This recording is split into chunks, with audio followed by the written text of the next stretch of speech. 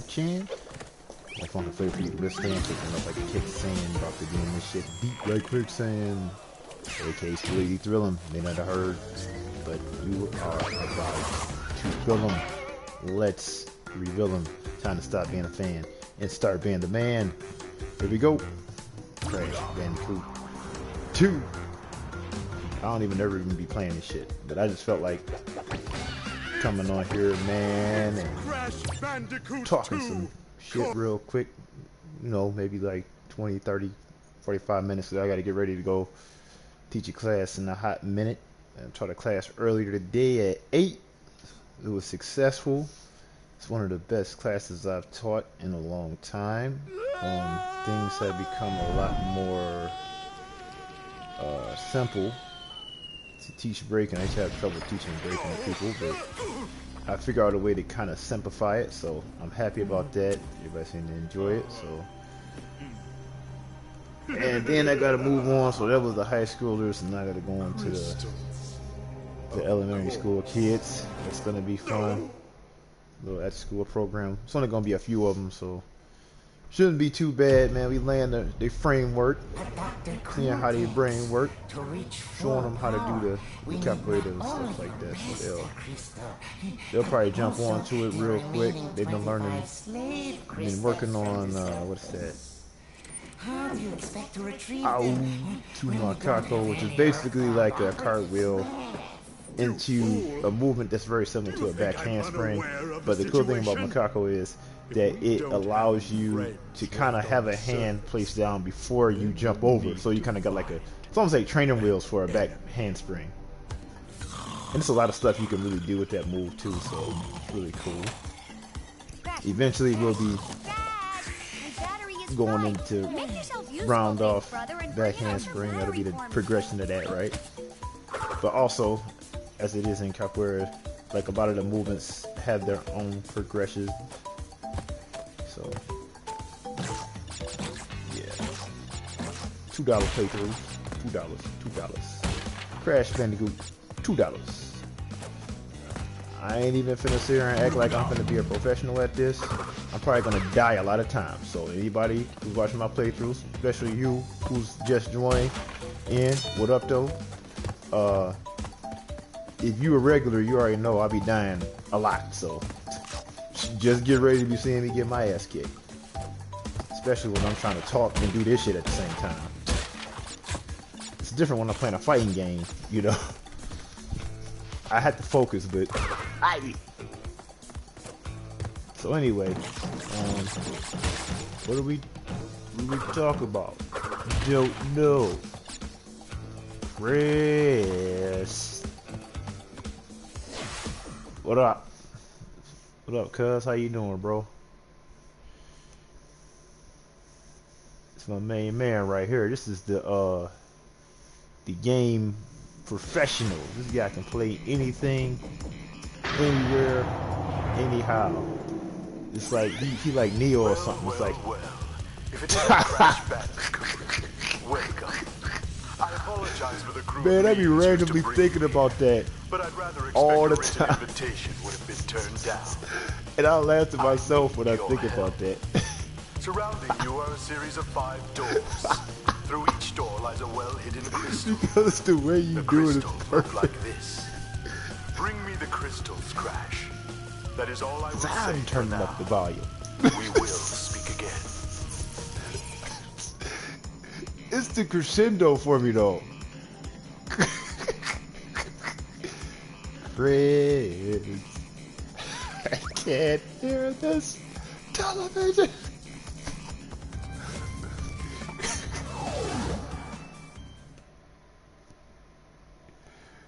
Ooh-wee. Your mom yelling at me because I'm turning up the volume. Man, I don't know how you do that. Because that's how you did it. I wasn't even there when it happened. I was there for you telling the story, and that's how good it was.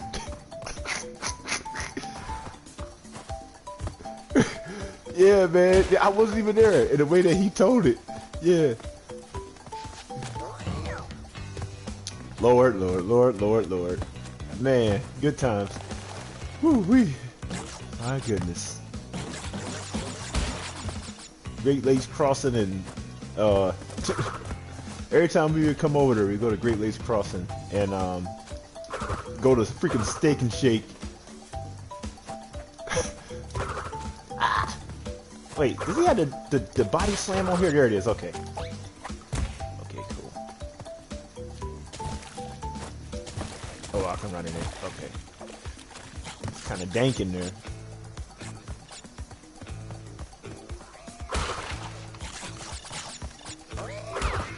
Yeah, man. We used to always go to Steak and Shake every time we was out there. I think because we didn't really have them out there close to us like that. Like Steak and Shake, Steak and Shake. Did y'all have that out there? Where you at? I mean, we got it out here, but it ain't all that.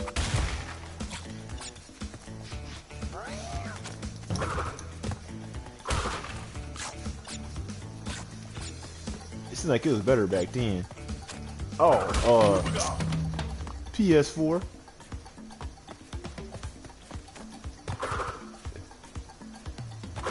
Golly. Is it at least like a, oh shit. They call it a Freddy's. It's another place called Freddy's that's kind of like Steak and Shake.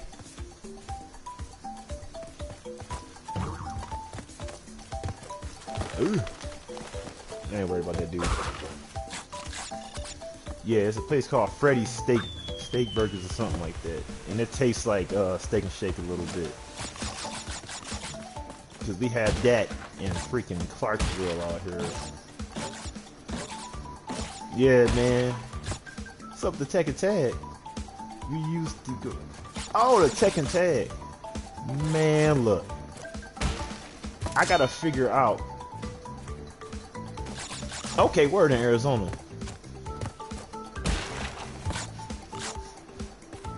Tekken Tag. I don't know how to stream on PS3. I have it on PS3. The hybrid, Tekken hybrid or whatever, when they did the HD version. So I got that on PS3. I also have Tekken Tag 2 on PS3. I know, right? It's crazy how that worked out. It's like, doggone it. Ah. Come on, Spidey, get that. There you go. Yeah, man. I was thinking about that the other day. Like, how did that happen? I used to be trying to copy the game, bro. Like the movements, especially when I first started breaking.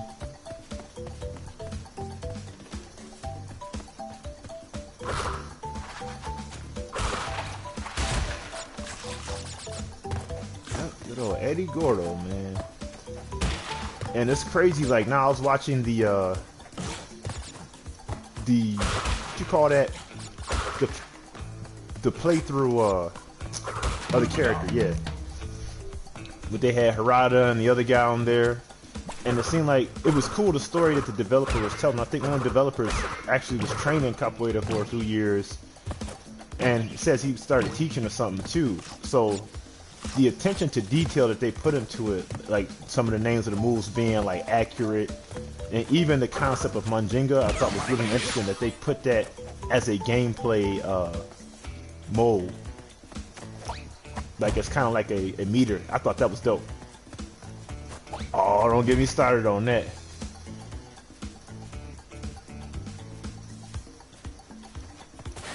That's because I realized I had stepped on the answering machine somehow when I had scooted back. Bro, I tore that up. I ain't gonna worry about it. Cause I remember we was playing Mortal Kombat 3 and I stepped backwards and I stepped on the damn answering machine. I bet he had to tape over that because that was at least 30 minutes of conversation. Yeah. That was at least 30 minutes of conversation though. And that's when you had to put it on like a tape. Man, kids don't know about that these days. It was a cassette tape that was on. That shit was hilarious though.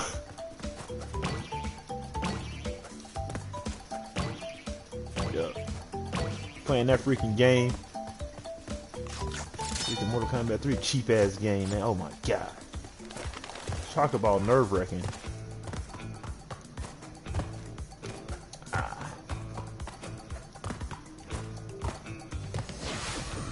Yeah. He probably was just like, man, this nonsense. Probably had to get that tape taped over so when his lady called, whoever that was at the time, that's probably what he was worried about shit. I knew I could rely on you. He give them, man, these doggone kids playing around with this shit. Holograms are hard to maintain. During the course of I remember that because, pursuits, I have stumbled because I remember we had like a Mortal Kombat movie and Power Rangers movie was like on one tape. The fate of the world is at stake. Because he used to always like hook the tapes in there and record them and dub them. Are you there, Crash? Crash! Crash! Are you there, Crash? Yep. There, Crash? Power Rangers the movie, that used to be my joint.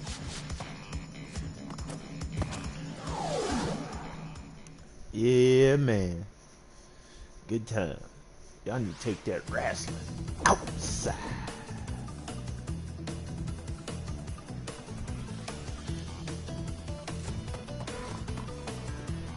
Yeah, man. Shit. I mean, you had to, bro. Shoot. They just was so far ahead, bro. Like, what the hell? How you supposed to beat those guys? Like, come on, how you expect to beat me? It was a good strategy, man. Yeah, he was like the only one who could really hang with him. I'm just like, dang, I'd be out here feeling like target practice. Cause I ain't even had no game at the house. My mom was like, no, gang, you will play when you go to your cousin's house, and you go play when you go to your dad's house. That's why I was getting pieced up.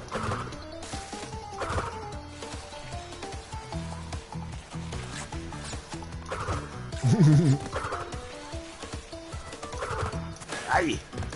Why do I suck so bad at this game? Man, it ain't worth it. Ah, get over here, Crash. This is me when I was on ice and we had ice in Nashville. Every time I'm on ice, I think about Crash Bandicoot. Ah!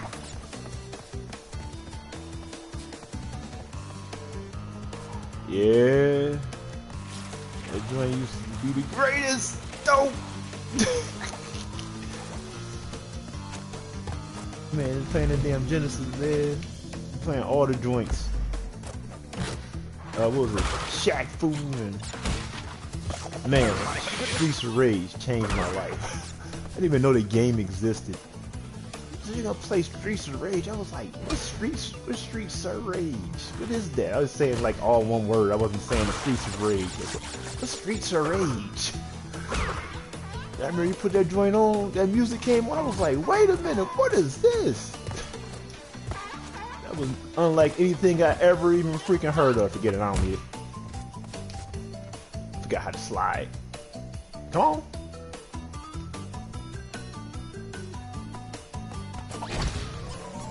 Kill myself. God dog.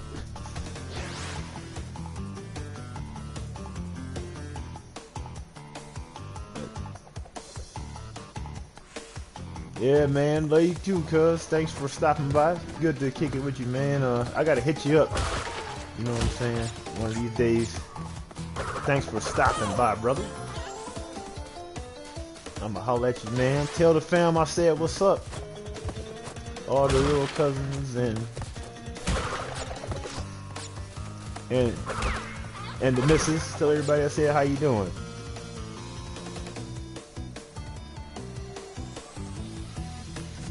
Yep.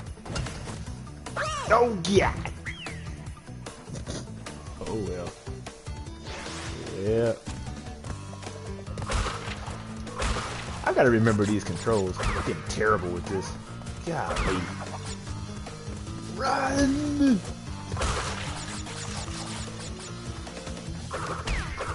trying to remember how to slide. I forgot all the controls. Poor seal guy. Ooh, that was my homie slash cousin slash older brother, Chris. I spent a lot of time with when I went over to my dad's. Oh God! That's what put me up on a lot of games I didn't know about. Also kicked my ass in them too.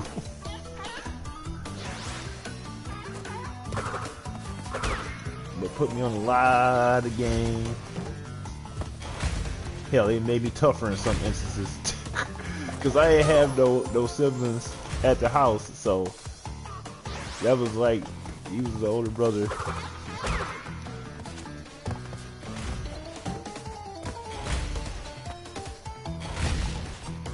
Damn, I'm just dying. I told you I was gonna get my ass kicked. So yeah, Crash Bandicoot.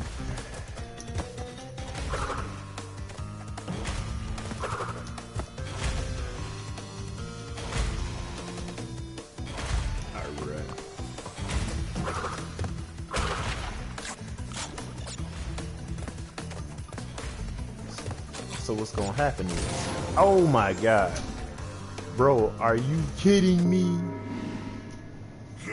It's gonna be a long game. Look at the detail on this guy here.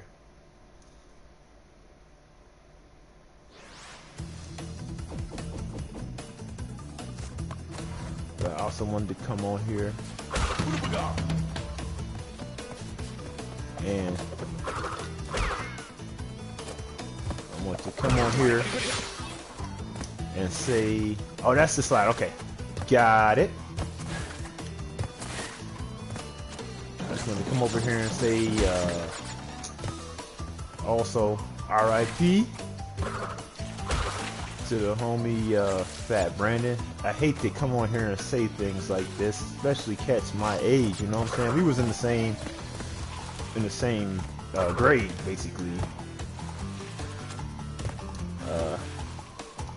This guy was huge in the DPS marching band community. Like a lot of people know him. He's an inspiration to a lot. A legend, if you will, you know, especially when it came to them Z's, man. When it came to the symbols, like that's who I modeled my style after when I went to TSU. Like people was thinking like, oh, this guy's the best or whatever, and I'm just like, y'all don't even know like where I got my inspiration from is him. You know, I was like third rate compared to him, cats like Chris Kidd and all them. And they, you know what I'm saying, these were guys that was on at the time in high school. You know what I'm saying? Like I wasn't even looking at colleges, I was looking at these guys because they had a style that I hadn't seen anybody with. And still, not even to this day, does anybody really have that style except for them. It was like a secret kung fu technique that they had, man. And that's what I will learn from. And I got to meet Brandon multiple times because, you know, you do the band competitions and stuff, you do the battles, and you see everybody at the parades, and you do the challenging and all that. But also because of All City marching band. I was in All City marching band in like 2003, 2004, like my senior year. So I did that, and that's how I got to kind of really spend time with him. You know what I mean, and get to know him and stuff like that. I played bass drum in All City, but that was kind of how I got to see a lot of cats during that time. And when I decided I wanted to go and play cymbals, because seeing him, man, it was like you just put him in his hand and it just went. It's like the cymbals moved themselves, like he wasn't even moving. That's how good he was. And you just like, bro, what is happening right now? But also a very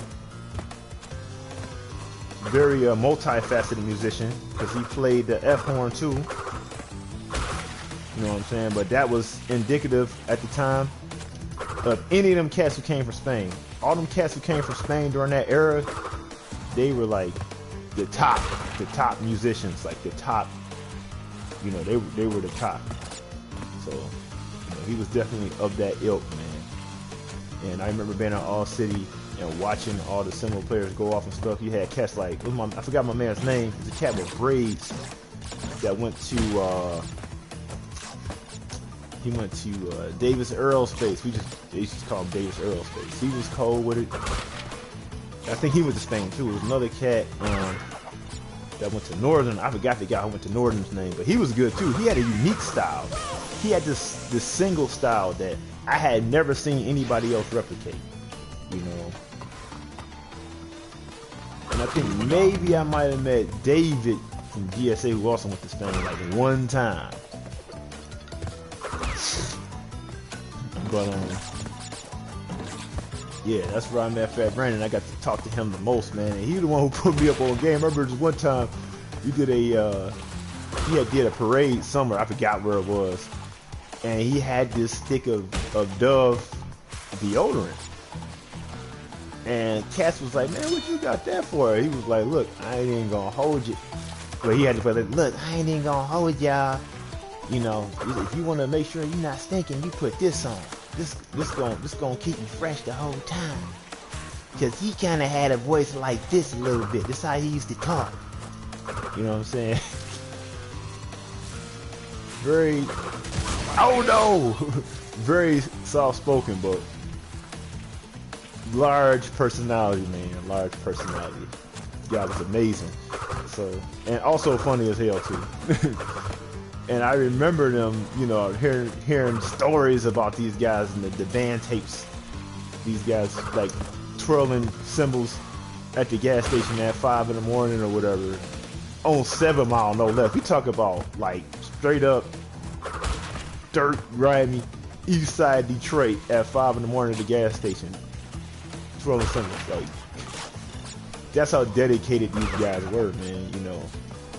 And that's, you know, that's indicative of just how much we love bands, you know, up there in Detroit, man. We had a very close community where kind of everybody knew everybody, you know. And amongst the who's who, he was definitely one of the who's who that people would talk about a lot. But yeah, when I heard that, man, that kind of messed me up. Because like a lot of what I knew and I modeled myself after when I was at TSU was from him. So I'm like, nobody's better than this cat, man. So yeah, I feel like I gotta give him a shout out, man. That dude was a legend and still is. You know? Watch out for this. Damn it! I told y'all I was gonna be dying a lot. Yeah, straight certified Detroit legend. Fat Brandon Stubblefield, man. Rest in peace, bro. I can't believe I'm even saying that right now.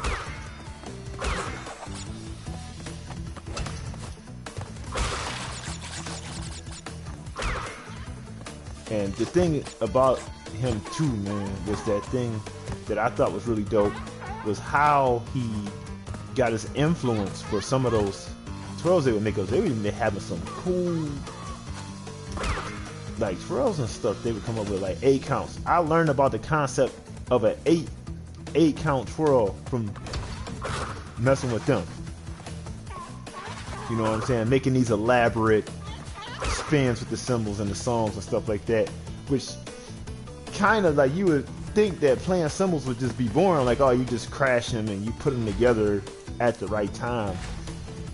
But they made that shit look fresh, like it was like breaking or some shit, or like a high level martial art. And with the way they did it, they changed the game, real, to the point where people down here, when I got to Nashville, when I got to TSU, damn, people was talking about them. They were talking about Fat Brandon and all them, like, man, we ain't never seen nobody like that, man. Da, da, da, da, da. So when I came down here, it was like I was like a Saiyan or whatever, and they were just like, damn man, you cold. And I'm just like, look, I'm like Goku out here. I'm a third class Saiyan. These guys, you know where I come from. You think I'm a killer?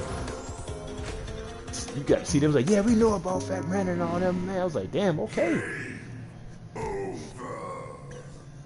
So even then, like when I would go back into town, on the summers or whatever, I would still challenge them cats because they still had the skill. It wasn't that I was trying to like beat up on no high school. Was like, no, those cats were the best, better than a lot of college cats.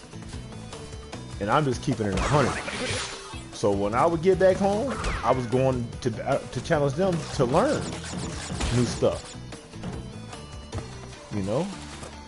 And I probably could have asked, but I mean, sometimes you got to get your ass kicked too.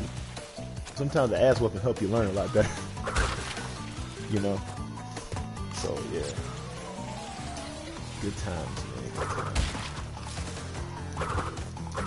But yeah, going back to about the inspiration though, that I remember him telling me one time, he's like, bro, that Troy you seen, that spin, I got that from playing Madden. I said, what the dude, that was cool, man. He said, I seen a catch in Madden and I made that troll up. Like, bro, word. You couldn't go wrong with that, man. But yeah, man, it was almost like, that story is almost very similar to kind of how hip-hop was, how the band stuff was. You know, a lot of cats kind of beyond their years, if you will, you know what I'm saying, ahead of their time.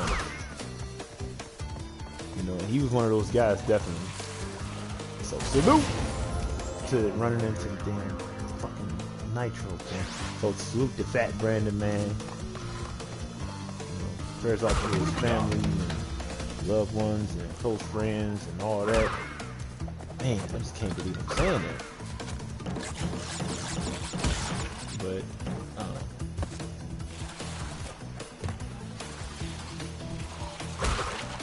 you will say at least he gets to rest and not have to deal with the perils of this human existence that can be very trying at times and beautiful too. But it's laborious to say the least, so I'm glad that brother gets to rest. Even though I'm sad that he's not here. It's like I don't think I've run into him since college, which was all of over 10 years ago.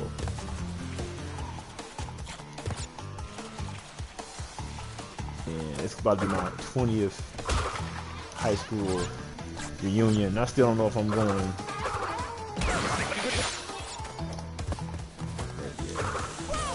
Damn.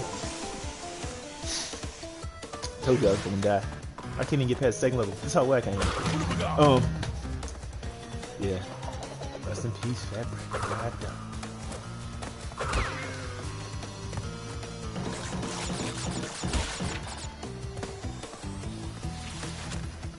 And I know Dr. Funk, I think he went to school with Fat Brandon at Osborne, so he probably could elaborate a lot more. He was in the ranks with him in the Tsunami of Sound marching band from Osborne. I always thought that was a cool name, Tsunami of Sound. And they had my favorite colors, red and blue. Damn. I had those colors, man. Those are my favorite colors.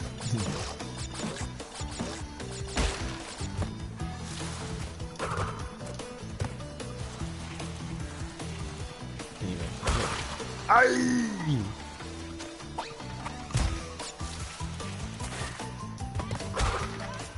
Shout out to the brothers. These got the funk. I know I've been kind of MIA, man. It's just a lot of stuff is going on with my new training. Really kicking my ass. Here I will not mention because I'm still not ready to put that out in the open yet what training I am doing. If you know, you know. If you don't, then you are welcome to speculate. But I ain't gonna tell you. So anyway.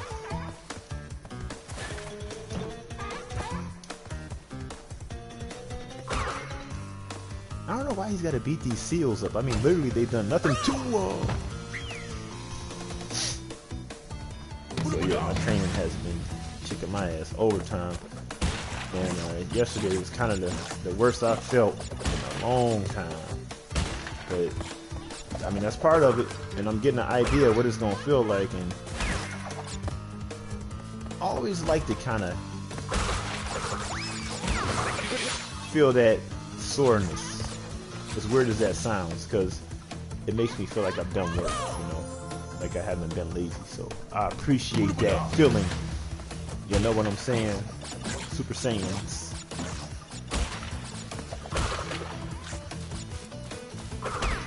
But I also want to talk about a few things real quick pertaining to Tekken, because I just had some of the things in Tekken spoiled for me. I don't know who's beat the story and who hasn't, so I really don't want to divulge no information like that. But I had it wrong for me.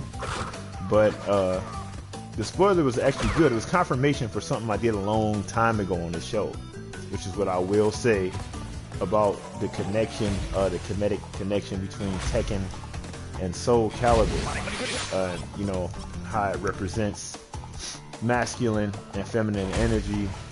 So the Tekken, if you know the George Washington Monument, right? That is called an obelisk, but the Greek term is an obelisk. But the proper term for that was given to it by the original inhabitants of Egypt, or what some black people call Kemet, whatever you want to call it, right?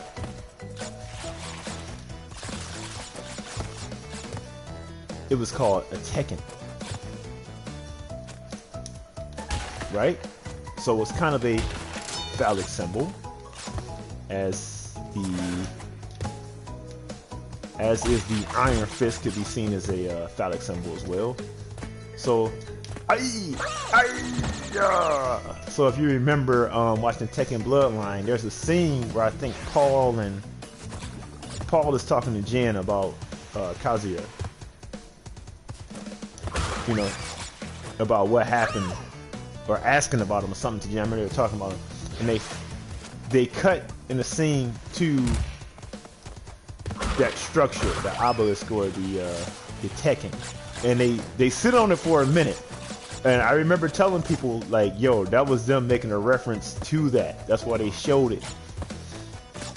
So when I had that ending spoiled for me, I was like, I'm kind of happy that it was spoiled, because it confirms that podcast I did, what, 4 or 5 years ago, I think it was, about the masculine nature of Tekken and the feminine nature of Soul Calibur, and how it represents those two energies. And I'm going to repost that very soon. After I repost some more content. Oh shit! Very soon after I post some more Tekken content, so I'm gonna do like kind of a Tekken special theme or something like that.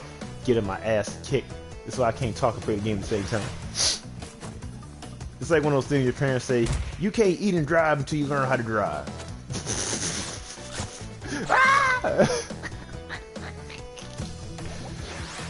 Anyway, but yeah, so I had that spoiled for me, but it let me know that I was spot on about the Devil Gene and where that comes from and how the lineage is passed down, which I'm still trying to figure out what happened with Reina. Nobody's talking about that. I'm thinking maybe she's a test tube baby or something, because they did revive Kazuya at G Corp, so I'm thinking she was kind of, maybe she was artificially inseminated into somebody or something. Is that how you say it? And then like she had a surrogate mom that carried her, possibly. That seemed like some fucked up shit Heihachi would do.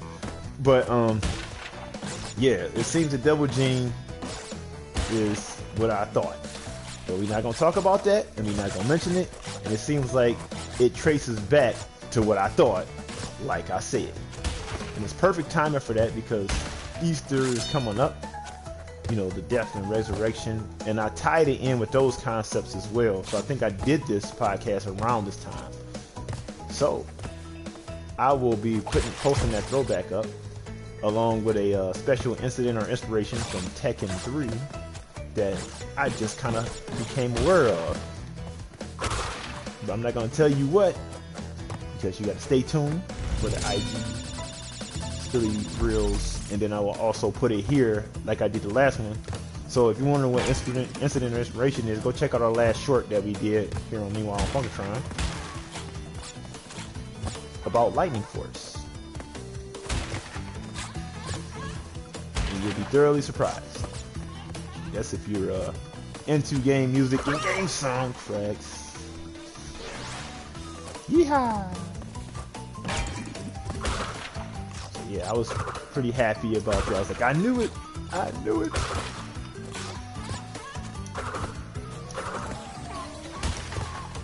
And that kind of Jin's arc. Damn, son. I feel like these controls are a lot that, like, they updated the graphics, but they didn't really up the controls like they should have on this. And I might have said this before, but I mean, it gives you that old school feel, so I ain't complaining. Oh my god, I suck. I gotta stop saying about myself. I'm excellent. Get your ass out of here. Dun, dun, dun, dun, dun, dun. Awesome music. Get how great Crash Bandicoot music is. Woo!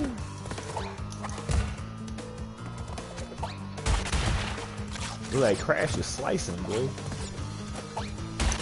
That would be some shit if he was slicing, though. Slicing. It's the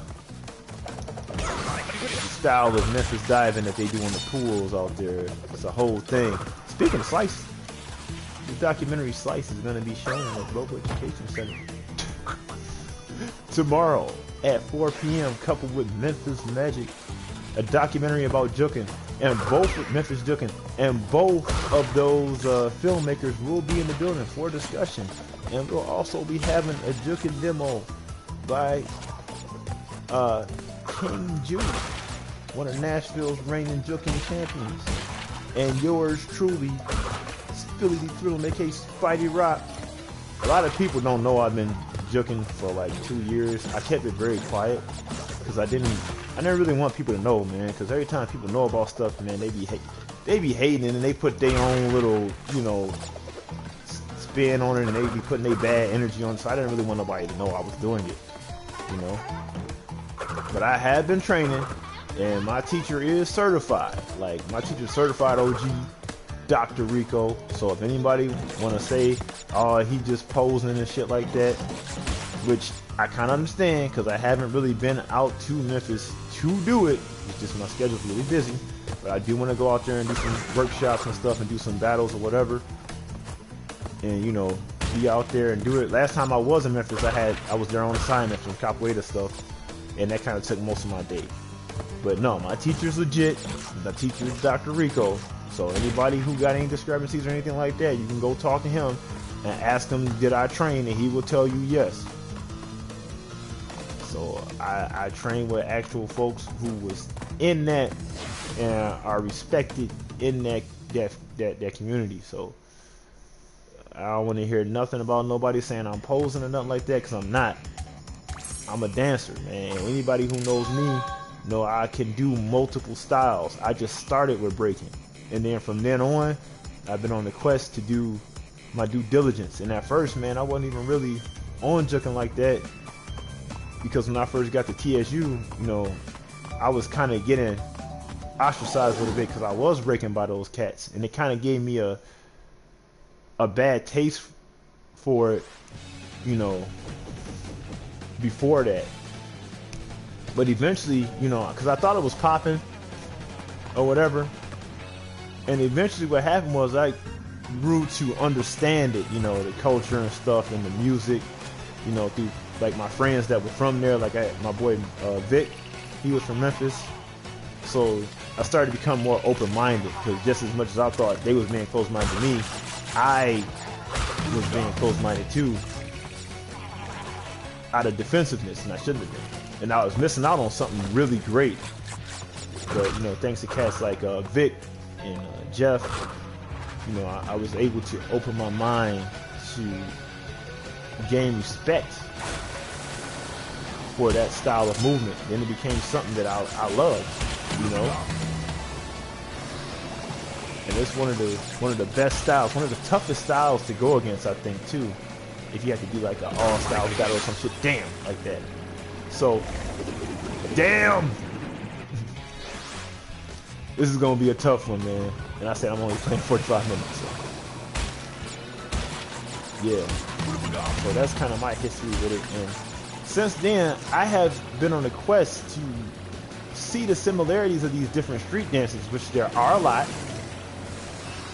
You know, and capoeira is a street dance because it is a dance, and it was developed in the favelas, which is just basically the hood, but in Brazil. So capoeira is a street dance. I do consider it a street dance. So, like I said, kind of, I've been on this quest since I started to kind of show the connection between them, and the more I started to learn around, the more I started to be around lockers, and I started to be around more poppers, because I started popping kind of on my own, and then I met Ron D and Cosmo and all those guys, and Nerf, and my guy, what's his name, Mr. Fantastic, Dave. That's when I started really practicing shit, multiple styles, and grew appreciation for them, and I started to, like I said, picked them up, and I started to see the through line in all of them. Damn. A lot of people were like, man, how did you learn this and how you learn that? So, like I said, juking was something that came later on. I had been practicing. Well, for me, it came later on, but I've been honing my skills for 2 years, doing the thing. So, yeah, man. I know some people might be like, why is he doing X, Y, and Z? And if you feel that way, it's because I've been training it, okay? I know it's become ever so popular, but that's also because it's become worldwide. It's people all over the world that's doing it right now. And Memphis was smart about it because they made sure that Memphis stayed in the name. So can't nobody change it. Like, a lot of dances had become appropriated where people take it over and they kind of say they can take credit from the originators. But with that, you can't take credit from the originators. You know why? Most motherfuckers ain't going no damn Memphis. You know who out there? Black folks. Which is really smart about, you know, the branding and the marketing, I think. Because it's like, I mean, how you gonna say Memphis without black folks? And then we go back to the, damn, this control's sticky as hell. We go back to the whole thing about Kemet, about Egypt, right? Memphis is named after a city in Egypt. And when you look at the style of juking, it's very angular, like hieroglyphs almost. Shit. I'm about to retire from this game, man, because there ain't no way in hell. Who the flip, bruh?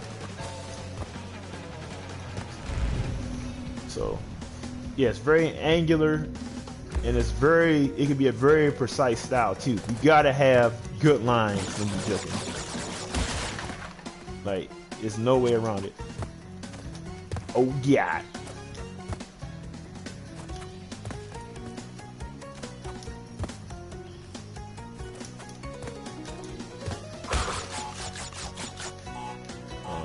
So yeah. Anyway, and the bounce is really important in juking. That is like kind of the integral centerpiece of the style, is the bounce, where all the movement is coming from. Okay? And all that is based on music, like how you count, measures and things like that. It's all embedded in to that style, man. So it's pretty deep. And there's a lot of different levels to the movements, lots of different types of movements, styles, and oh god, look at that, 11-11-77. Golly. So yeah, it's a very intricate dance, and like I said, a lot of folks think that, you know, they're like, oh, you doing it, you just jumping on the bandwagon. Nah, I've been around juking before it was even mainstream like that. By the time I had seen it, like I said, I wasn't doing it, but I was aware of it, and I was trying to learn at the time too. But part of the reason why I kind of like fell out with the style or whatever was because like the cast wasn't showing nobody outside of Memphis really at that time that wasn't from there, and the cast that they were showing, they had a particular vibe about them, and I guess I was too nerdy to learn it, so they didn't want to show me.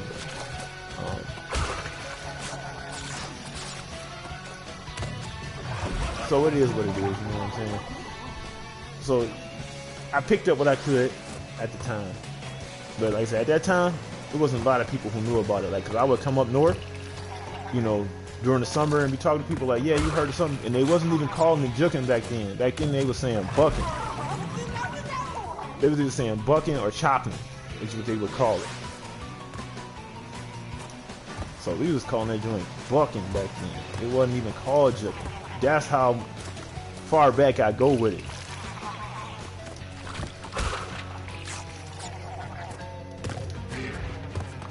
So yeah, that's, you know what I'm saying. I paid my dues to a degree.